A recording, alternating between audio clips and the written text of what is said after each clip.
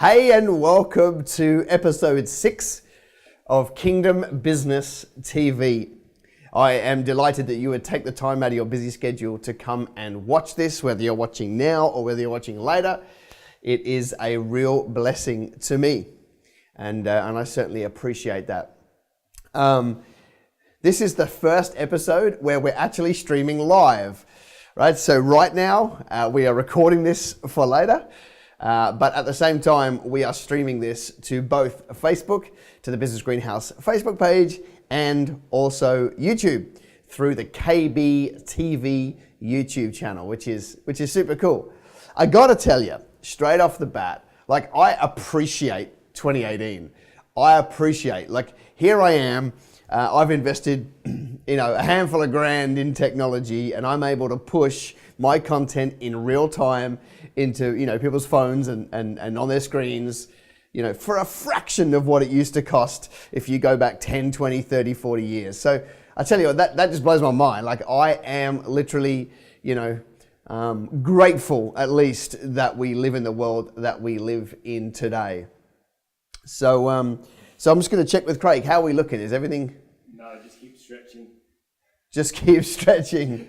Just keep stretching. Oh, this is what we call padding in the entertainment industry. Is that what we're doing? All right. Well, what would be better for you, Craig? Start over? No, just keep talking because I don't seem to see, we should be live on both Facebook and YouTube, but it doesn't seem to be coming up live on there. So it should have automatically streamed. All right. Okay, it's streaming to YouTube. Well, look at that for some good news. Maybe. We just got... Oh. Yeah, it is. All right. So how about the old Facebook? It's not on there just yet. YouTube is working. Okay. This is fun. So here I am saying how grateful I am. Glitches. Still grateful. Still insanely grateful. Because we're going to have callers. We're going to have some scripture. We've got to have some questions. I'm probably going to go a bit of a rant. And that is going to be heaps and heaps of fun. All right. So here's our thing, right? I'll teach straight off the bat. And then Craig can bring me a Bible. I'm feeling a bit of inspo for that, which would be super, super cool. Oh, look at that. The Bible just lands, all right? What I wanted to speak about on this episode is this client journey, this customer journey that we put our prospects through, right? All day, every day, there are people buying products and services. All day, all around the world, right? People are making buying decisions like 5,000 every second, right? The world of commerce is huge. But interestingly, within most industries, most players in an industry are exactly the same, plus or minus a few percent. Like the experience that we give our prospects, customers, the experience is usually, give or take a little bit, the same as our competitors, right? There's like this thin band where everybody is the same, which means everybody is vanilla, which means nobody is standing out, okay? This is good news. Good news because we can actually build a process around building a timeline of events that make sure our customers have the conversation inside their brain of, wow, the experience here is better, okay? So that's what I want to talk to you about, right? We call these moments of truth. So what we've got to first do, and by the way, we build these in. We want to be intentional about the experience that our customers have. It actually doesn't take much to shine. It may cost you a little bit of money. It may cost you a little bit of time, maybe a little bit of both. But sometimes it's neither of those, right? It's just about being intentional about giving a better experience and then making it the system every single time. So the first step that we've got to do, and I'm going to draw it up here on the board. The first step we have to do is we've basically got to do a brain dump of a client journey, okay? Now, you might have multiple products, multiple services. Let's just pick one. You probably need to do this for every product, every different service, because every client journey will be different, okay? But we'll just pick one of them, right? So basically, we want to think through all of the steps And there would be lots and lots and lots of steps, okay? I'll pick an industry just to go and give this some context. Let's say this was somebody who have booked their car into a mechanic, right? Just pick a nice, easy business. And the client journey, right, between, calling up as an answer to go into an AdWords ad, right through to the end, all right? So what we do is we basically just draw, so this is a mechanic, okay? So we'll just mark that up there, just for those of you that may join us a little bit later. And then we have a whole bunch of stages to the relationship, right? So we're going to just basically do this. And there would be heaps of these, and we just keep them going. Now, what are the steps? Okay, so we're going to call these the incoming call, right? So that's somebody has, of their own volition, got on the internet, searched for a mechanic in my town, seen my ad, clicked on it, gone to my website, found my phone number, and ring me. All right, hey, somebody's just jumped on live on the Facebook, I believe. Really? I think so. All right. It probably isn't, because I just can't do it. All right. So we have an incoming call. And that's one step, all right? Now, what's the next step? Maybe booking in the car, all right? So booking it in and having a conversation with the customer. Yep, look, we can do that. How about you come in on Tuesday, 8 o'clock in the morning, right? So booking in the car. Then we send the reminder SMS, another step in the process. Then they drop the car off. There may be others, but you'll understand. I'm doing a fictional business. You'll do yours. That'll make life a lot easier. Then they drop the car off into the premises. Then they wait, right, in the reception, right? Then we give them the loan car. Then we do the phone call an hour later to do the upsell, right? Standard mechanic business.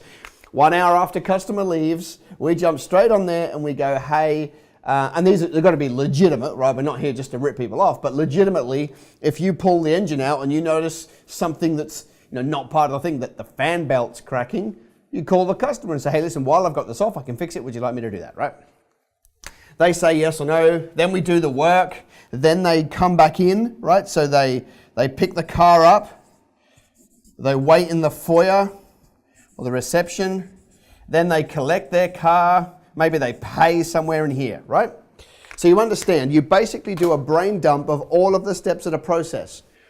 Now what that is right there, that is the same as 99.36% of mechanics in Australia, probably in the world. Which makes it very hard to drive the business forward. It makes it very hard to be the preeminent company. It makes it very hard to get referrals. It makes it very hard to charge a premium. It makes it very hard for those things if we're the same as everybody else. So what we do is once we've got that, we take a step back, right? And we are going to add wow moments into this process, right? What would make a customer go, wow, I don't get that anywhere else? That's the conversation we're trying to create in the mind of our prospect. That doesn't happen anywhere else. Wow, that was a good experience, okay? So all we do is we look back and go, all right, on the incoming call, how do we improve that by 1%? Do we have to change the script, all right? If we change the script, what are we going to say? Are we going to ask some different questions to make them feel more special? Yada, yada, yada. What can I do to make that incoming call a better experience for a prospect, right?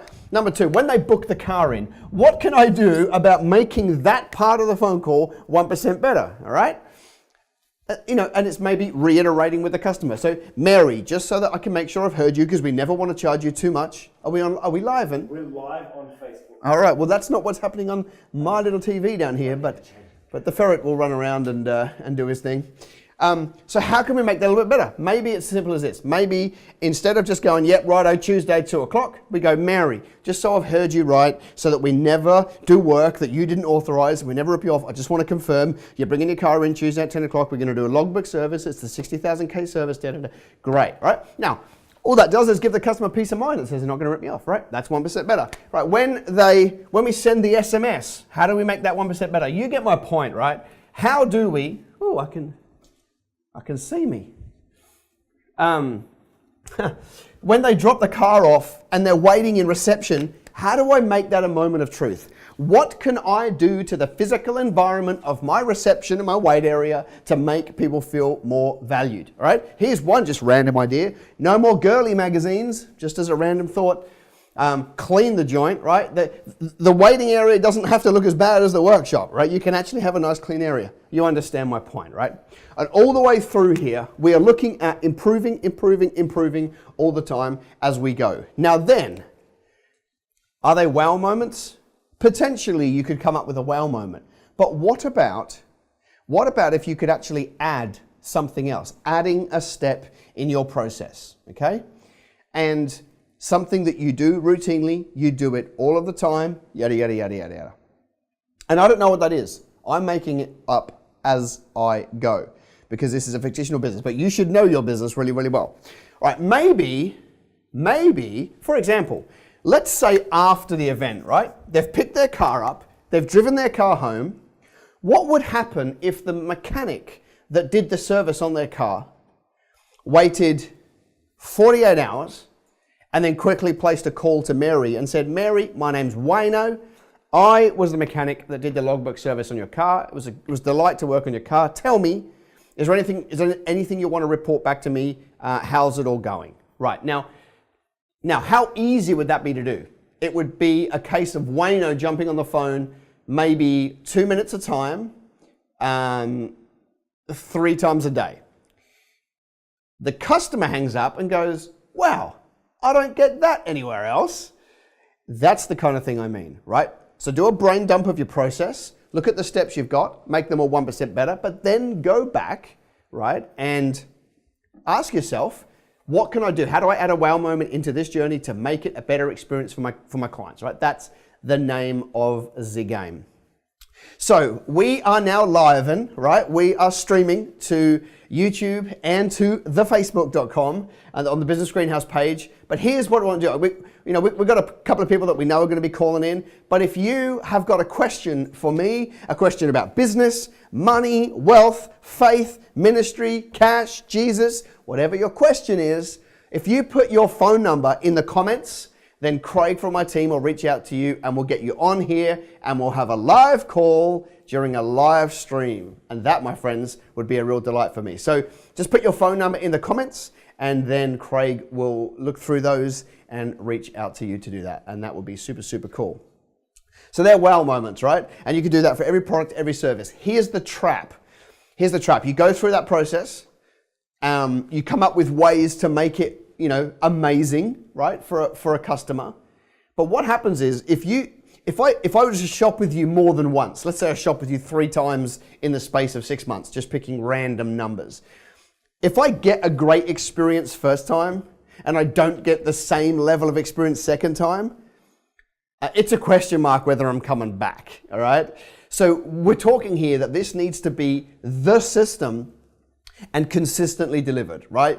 You are better off to be consistent than you are amazing and average. The reason why McDonald's built the biggest burger chain in the world was because they were consistent, not because they had the best food. In fact, you can make an argument they don't even make food, right? So this is about you having to recreate your system so that you and your team are giving this new level of experience every single time to every single customer. It is your new standard, all right? We cannot be just chopping and changing around, cool?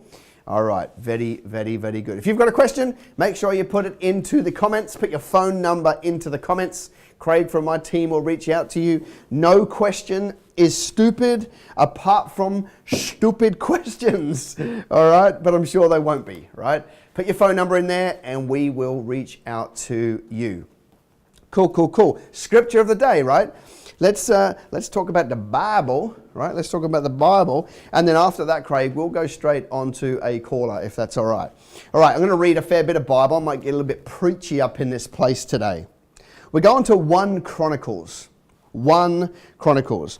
And the reason why I want to talk about this is because you and I, when we're called to business, are called to steward finances, okay? We're not PAYG, right? There's nothing wrong with PAYG, people that have a job and get paid a set income, nothing wrong with that. We need those as business people, otherwise nothing's going to get done, right? But I want to talk about when we chose business as a believer, we then get anointed for the outcome. And one of our major roles as believers is to make more money than we need, right? We can build a bigger business for the purpose of making more money than we need so we can fund projects, right? Whatever they are. Get behind your church building fund, get behind whatever programs, fund a new employee, for the church so they can get more leverage, fund some parachurch organization, give to some, whatever. You get to choose, right? I don't want to put any framework on you, but we have to start to get our head around the maturity of finance, godly kingdom finance. And I reckon no one was able to articulate it better than David. So this is what David says, right? So 1 Chronicles 29:10. The heading is David's prayer, right? So this is a prayer that David made in front of the whole assembly. And this is what he says. David praised the Lord in the presence of the whole assembly, saying, "Praise be to you, O Lord, God of our father Israel, from everlasting to everlasting. Yours, O Lord, is the greatness and the power and the glory and the majesty and the splendor. For everything in heaven and earth is yours." So here he is. He's praising God. And then he says this. Yours, O Lord, is the kingdom. You are exalted as head over all. Wealth and honor come from you. Who would have thought? Wealth and honor come from you. You are the ruler of all things. In your hands are strength and power to exalt and give strength to all. Now, our God, we give you thanks and praise your glorious name. He goes on to say this. But who am I and who are my people that we should be able to give as generously as this? Everything comes from you. Catch that. Everything comes from you, and we have given you only what first came from your hand. Blows my mind. We are aliens and strangers in your sight, as were all our forefathers. Our days on earth are like a shadow without hope. O Lord our God, as for all this abundance that we have provided for building you a temple, which was his task, for your holy name, it comes from your hand and it all belongs to you, right? Part one of understanding kingdom wealth is it's not ours, all right? So, in here, got a little bit of them monies, got a little bit of them plastic monies, all right, them debit cards. It's not mine, people. It's not mine. It came from him. It's going back to him. What he brings to David's hand was used to build the temple. What he brings to my hand, it's not a temple anymore, right? Because we're now all the temple, living together as living stones to host the presence of God. That's new covenant. But what David said here was, I used what you gave me to build what you asked me to do. 2018. See, everything you've got is not yours. Don't get caught up in 10%, 90%. It's madness. It all belongs to him. You and I just have to learn how to steward it well. It comes from him. It's gone back to him. In the meantime, it's all about him. All right?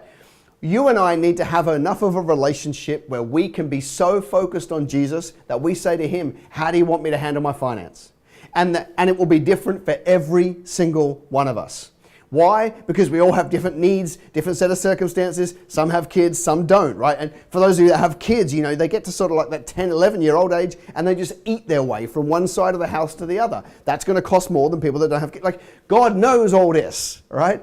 So you need to have enough of a relationship with him, be led by the Spirit, and then your stewardship will be effective. Then you'll be able to stand at the end of your life and say, it all came from you, it all went back to you, and in the meantime, I did X. That's the anointing that you and I carry because we chose business. And one of the main roles of business is to make more money than we need so that we can fund these projects. But do not get caught up for a second in thinking that the title of the money is yours, because it ain't. Just here to tell you the truth, it ain't, right? It comes from him, it goes back to him, and we have it for a period of time. All right. Now, if you've got a question about that, put your phone number in the box there and in the comments, and we'll get you on here. Maybe you've got an opinion or a thought. There are some questions coming through that people putting questions. Remind me. So if you've typed a question, that's awesome, but I want to get you on the phone, right? I want to test out this technology. So put your phone number, and then Craig will reach out to you, and then we'll get you on here. And I'll tell you what, that's going to make me so excited that you are on air with me. But we have some other calls. Is that right, Craig? All right. Who are we going to have first? Rose. Rose, the Rose of Sharon. Awesome. Hello, this is Rose. Hey Rose, it's Wez Hone. You're on Kingdom Business TV. Hey, Wes, how are you? I am super. How are you? Yeah, great, thank you. Perfect. What can I answer for you? Okay, so I've got a question about systems. So we've got some good systems in our business with like our POS and our accounting and like our scheduling staff, but feeling like we need to build capacity in our business and systemize some other areas. So we wanted to ask what systems are crucial for a business to implement and how do we go about systematizing our business? Very, very good question. All right. So what I would do, the way I would start systemizing, and I'm always hell-bent on going video. I think there's basically three ways you can document. You can do video, photo, or text. And that's a really good idea. However, my preference would be video because I think you lose ambiguity, right? It's much clearer to get the task right having watched it than it is to read it. So I would definitely tend to go that way, right? So what industry are you in? I run a cafe. Perfect. What's the hospitality? What's the general age of the staff? We've got a heap of juniors, so like teenagers, and then we've got some senior staff who are about like mid-30s, 40s. What sort of roles do the junior staff do? So they do like a lot of cleaning and like sweeping up. Like is it fair to say then, this is where I thought you were going, is it fair to say then that the junior staff are doing lower end tasks? Yes. Perfect. That's where I would start. Yep. So, the way I would do an organizational chart of my business, right? So, basically just boxes, different departments, who's in what roles. And then I would systemize from the bottom of my org chart up to the top rather than top down. So I would rather take the routine tasks, like whatever the most routine, low value tasks are, they were the ones I would systemize first. And there's a few reasons for that. Firstly, those staff are generally more transient. Okay, so it means that you're spending less time training because you've captured the IP. And secondly, those tasks are the most routine. So you actually get more bang for your buck in a way because you're systemizing the tasks that are repeated most often. So that's the reason why I would start at the bottom of the org chart, right? And so literally what I would do is I would grab one of your staff and say, right, we want to systemize your entire role over the next 1 month or whatever time frame you've got, and just do a brain dump with them on a big sheet and say, right, what is everything you do broken down into small steps, right? And maybe this is done over more than one sitting. Maybe you just make a coffee and you go, okay, well, I open the shop in the morning, I count the till in the morning, I turn the alarm off in the morning, I turn the fridges on, computers on. So you just do a brain dump and then literally just then just start filming, right? And that can be as rogue as an iPhone. It literally can be a smartphone as long as you have a half decent speaker. You could be as rogue as an iPhone on a stand filming, because we're not interested in producing Steven Spielberg. We're interested in producing stuff that people can replicate, right? So starting at the bottom of the organization, just start filming people doing the task they're doing. You don't need to stage it and do it another time. That's the beauty of video. You get to film it while it's being done, therefore no downtime. Yeah. And then obviously you're going to build a library of video systems, and then you've just got to put them somewhere, right? Whether that's up in Dropbox and give people access, or whether you just stick them all on a computer in files for each individual role. That can be as sophisticated or unsophisticated as you like. But you can imagine if you took one of your entry-level roles, right, and you systemize it, you produced 48 videos on how to do their job. When they quit, it's much easier to train the next person, right? Because you can just sit down and say to the next person, right, the first 3 hours of your job with me is watching video 1 to 48. They're going to be short 2, 3, 4 minute videos, and then they're back to work. And you're going to get them back to work faster, and they're going to make less mistakes because they would have seen how to do their job rather than read it on paper. Yeah, for sure. Rose, you're awesome. Okay. Bless you. It's a bit abrupt there on the hang up there, Craig. Just see you, Rose. There was a pause there, so I'm like, all right. Well, just for the record, Rose, we love you heaps. Craig maybe not, but I do. Are we going straight to caller number 2? What have we got there? Yeah, let's do that. By the way, put your questions in, put your phone number in, and then we will get you on the phone and we will do that. It'd be an absolute delight to do that with you. Who have we got, Craig? Kez. Hello, Kerry speaking. Hey, Kerry, it's Wez Hone. You're on Kingdom Business TV. Hi. How are Wez, you? I've got a quick question. Righto, fire away. Oh, sorry. I was just wondering, you know how you ask lots of questions for prospective customers? I'm just wondering whether you should be really direct with those questions or whether you kind of beat around the bush a bit. Do you want an example? Yeah, give me an example. Give me some context. Okay, so we're speaking to a customer and I want to know what budget they've got. I'm a call a spade type of girl, so I would just go straight for, what's your budget? But should I soften that and... Oh, dear. At all? Yes, you should, and I understand why you don't want to, right? Because you and I are the same like that. It's like, I want the answer in the shortest possible time, so I'll ask the most direct question.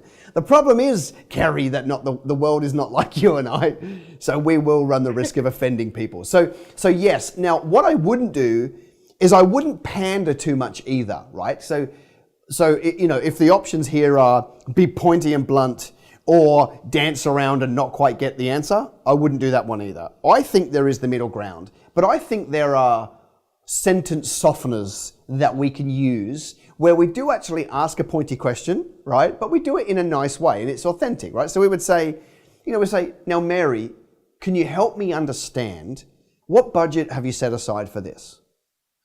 So I still get my answer, but I did it in a way where I kind of said, Mary, come with me on this journey and help me out. Now, you still may get, I'm not telling you, right? You still may get that answer, but you're going to get the answer anyway. What you will, and by saying what budget have you set aside for this purchase, you're not saying how much money have you got, right? You're actually kind of making it about a third party instead of you two having weirdness about money. So you're saying, what budget have you set aside for this? And by saying, hey, Mary, help me understand, or help me better understand what you're looking for. Tell me what budget have you set aside, right? All that's going to do is make Mary go, oh, this is nice, and it wasn't weird, and you're leading me through this journey. And those sentence softeners make a big difference, right? You're coaching them to the outcome that you're looking for. Okay, sounds good. Is that good?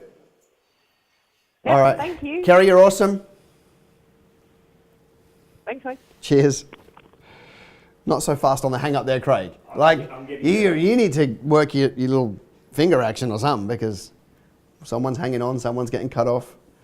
First written warning there for Craig. Let me just make a note of that. Do we have any phone numbers in the system? Guys, you're killing me here. All right, you guys are killing me here, right? Put a phone number in there. I want to test the technology, right? Put a phone number in the comments. We're going to ring you. You could just jump on here and say anything you want right now, right? A question would be good, but you can get on here and say anything. You can tell me you don't like me. That'd be fine. So I have a question that was sent in to me, which I'm going to answer until you guys put a phone number in there so that we can do this. All right. This was a question put in by Luke Mills a little while ago. He says, Wez, I've got a question. I've got a database of around 70 clients that I do regular work for. Oh, you're dialing. All right, we're just making it up as we go along here, people. Wez, I've got a question. I have a database of about 70 clients that I do regular work for. I want to send out a Christmas card to them. I want to give them something, in brackets, gift voucher, not just a card. Do you have any ideas? Yeah, I've got some ideas. I've got some absolute don't do's. Here's my absolute don't do. A bottle of red wine, right? Or the standard alcohol gift. Here's my rationale. First of all, like if somebody was to give me a bottle of red wine with their company branding on it, that's it's gonna be cheap, right? So it's gonna be bad. So that's never a good idea, right? And also, okay, let me level with you a little bit. We live in a world with more and more and more struggling, recovering alcoholics. I would hate to be the person that gave Billy Bob, right, a bottle of wine on a bad day and then they set them off on a course, all because, that.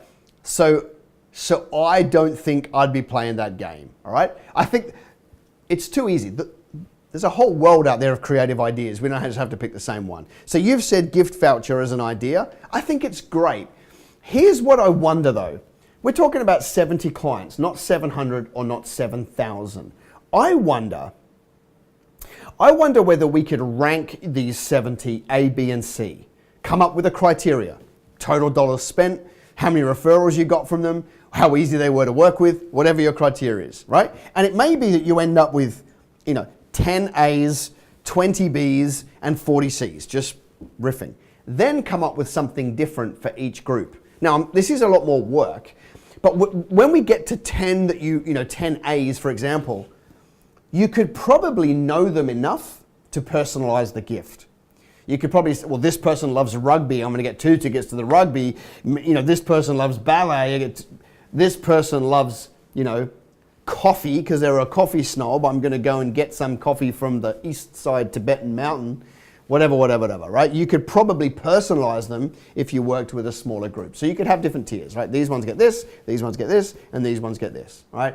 And so, just to give you an example, working with a crane hire company a couple of years ago, right? Some customers gave, they literally had like the 80-20. 80% of their revenue came from 20% of their customers. So we just sat down and ranked the customers. And we worked out that there were about 7 or 8 customers that gave them the lion's share of their revenue. So we actually took those all to lunch and had a good time with them, invested in them, took them to lunch, yada. Beyond that, we went and had some cakes made up at the Cheesecake Shop, branded with the company all over them. So the next tier, we went and bought like 50 of those and took them out. Underneath all of that, we actually did something that cost no money, just a bit of time. The founder of the business, the owner, actually jumped on the phone to every customer and said, hey, listen, I know it's Christmas. We just want to say we really appreciate your custom this year and we look forward to serving you next year, but we just really appreciate it. And went out of their way to do a personalized phone call. And that just won people's hearts, right? So you get to choose how all of this works. That's what I would do, Luke. Do we have a call here? Craig, who do we have? We have Jessica. Jessica. All right. Awesome. Jess, it's Wez Hone. You're on Kingdom Business TV. Hey Wez, how you doing? Good. How are you? I'm great, thank you. So what can I help you with? It's a bit of a broad and a complex question, but I just wanted to ask that it seems like just an observation that it's a common cycle that when people hit about 40 or more, they end up losing all their wealth or losing their successful business or losing relationships in general and going back to square one. So I just wanted to ask, from a young business owner's perspective, how do we avoid this so we can be the most effective for the kingdom? Now that's a solid question. How old are you, Jess? I'm 22. Are you feeling 22? All right. So I'm. It's just one of my favourite Tay-Tay songs. That's all. There's a little bit of inside information. I've just turned 40, right? So I'm in that demographic, or I've just nudged that group that you're talking about, which is why this question is quite interesting for me. It's an observation that I don't know that I've seen, but the fact that you've seen it makes me think, like, huh. I meet, in fact, here's my observation of the same thing. I meet a lot of men, if I can be really honest, who are 50 and above, who have that story, right, where they've lost everything and they've gone back to zero. Every single time that I've met, one of those people, I quiz them because I'm so much on a learning journey that I want to learn from these people. Like, how did you kind of get it wrong, right? So I think it's smart, the fact that you're asking the question. They would all tell me they made stupid decisions, right? They may not have been able to control it all. Some people get ripped off by a business partner. Some people, make a bad business decision and lose. Some of it's out of their control. Some of it's totally in. I would even say most of it's in their control, because anybody that gets ripped off by a business partner needs to start out by saying, I went into business with them, right? So did I do a check on them? Did I look at their history? Yada, yada. So there's a bit of responsibility we have to take. Yeah. Here's my antidote, right? And this is never going to work 100% of the time, but I'm pretty damn sure that it'll work most. Do you remember, and I'm kind of thinking on my feet, Joshua in the Bible, so there was a group that come just over the hill, and they've got moldy bread and no water, and all their food is gone, and they look tatty. And they spun a story saying, we've come from a long way away, we want to make a treaty with you. But they lied, right? I think it's this is the Gibeonites, right? So they come over the hill and they say, we want to make a treaty with you. Now Joshua, without thinking about it, says yes. And he pledges his hand and says, we'll take you into our camp. And it ends up being an absolute nightmare. They were a horrible people group. They caused heaps of division and so forth. What can we learn from that? Joshua did not inquire of the Lord. Joshua did not stop, right, and look to the Lord and say, what should I do with these filthy people? Should I put them in our group or not? And so because he did not inquire of the Lord, he made a massive mistake. What can we take from that? You're 22, right? You're going to be making 1,000 small decisions and a couple of hundred big decisions, in the next 10 years. All I could say to you, that the way around this, right, is to inquire of the Lord on all your major decisions at least. Because what that does is it allows peace to be your umpire. It allows you to be led by the Spirit and go, hang on a minute, actually, that doesn't feel great. Or, no, that's peace, right? And then if you do that, you're going to weed out most of the dumb mistakes, in my opinion, right? The times that I've been caught out by losing money or making a bad decision have been because I rushed it.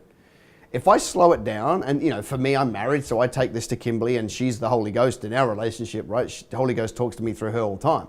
So she'll be real clear on what she thinks. But I get a sense, and just to be clear, Jess, for me, I don't get like an uneasy feeling or a spirit of joy that makes it clear for me what God's saying. What I get is I get an uneasy feeling or nothing. Right? Because nothing is peace for me. But God talks to everyone different ways, right? So for me, it's a feeling that I get right in the bottom of my stomach.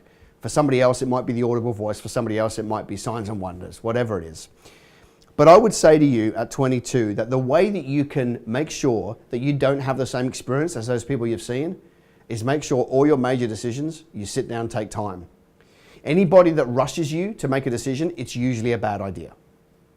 If a person is rushing you, it's a bad idea. If you just take the time, and by the way, find that place, whether that's out in the bush, at the beach, whatever, singing in the car to yourself, whatever that place is for you, find that place where you can go away and just check with your spirit. Lord, I'm about to make this decision. Good, bad, or indifferent. I want to hear from you. And I pretty much guarantee that you will not make that mistake. I mean, I kind of wanted to grossly say just stay plugged into the Lord, but I wanted to give an example of what I mean by that, right? If you stay committed to Him, continual worship to Him, continually plugged in and inquiring of Him, saying, Lord, I got this deal in front of me, I could do A or I could do B, and let Him minister to you, one will feel uneasy, one won't, whatever, then you can make decisions like that. And I know that you'll be better off for it if you take that time to inquire of the Lord on all of those decisions. Amen. I love that. Now, Jess, before I let you go, I want you to make a commitment to me and the 5,000 people that are online now. Well, not quite. But I want you to build a massive business. Amen. That's it. Yes. Like, I literally want you to, like, you're 22, you've got the whole world at your feet, right? You don't want to try and rush it. You've got the whole world to build. By the time you're 88, right? That's 4 times as much life as you've had so far. Imagine the impact that you're going to have if you build a great business and focus on Jesus.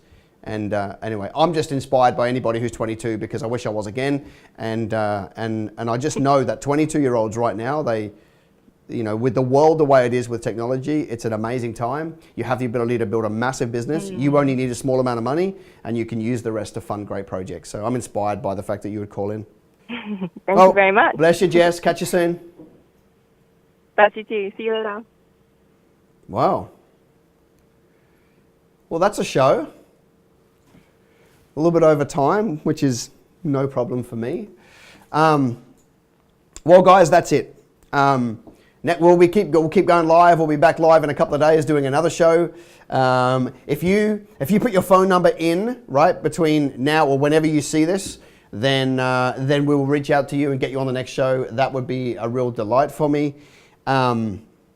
So So episode 6, we're going to wrap it up with this. If this was valuable for you, do me a favor. Share this out for me, right? Hit share. Whether you are, if you're on Facebook, just hit share. If you're on YouTube, grab the link, send it to anybody. It would be a real blessing for me if you would help amplify this message, because my goal is simply this. I want 10,000 kingdom entrepreneurs building businesses, funding projects, because that, my friends, will change culture. I'll see you next time. Bye for now.